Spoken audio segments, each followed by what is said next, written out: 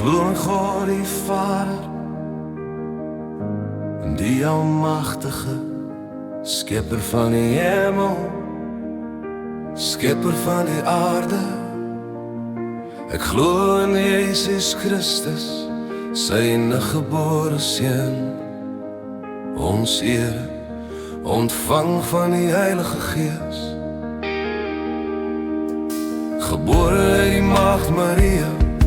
Hy het gelei, hy het gedra, onder Pontius Pilatus het hy die pad gegaan.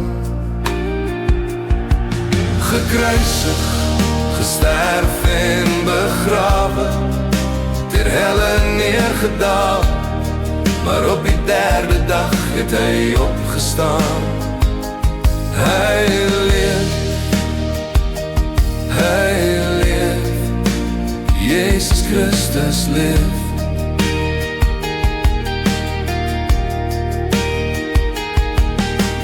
Opgevaar na die hemel, sit aan die Vader se hand, aan die regterhand van God, die almagtige Vader.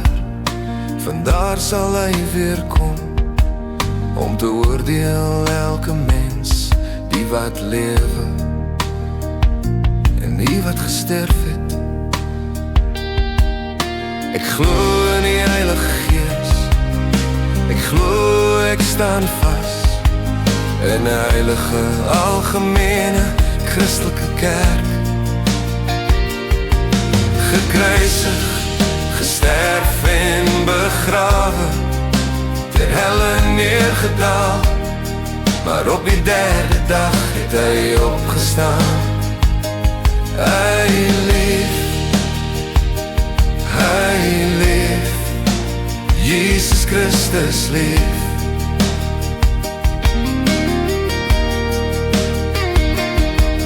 Die gemeenskap van die heiliges, die vergifnis van sondes, die opstanding van die vlees, 'n ewige lewe. Ek glo in God, 'n ewige lewe. Amen.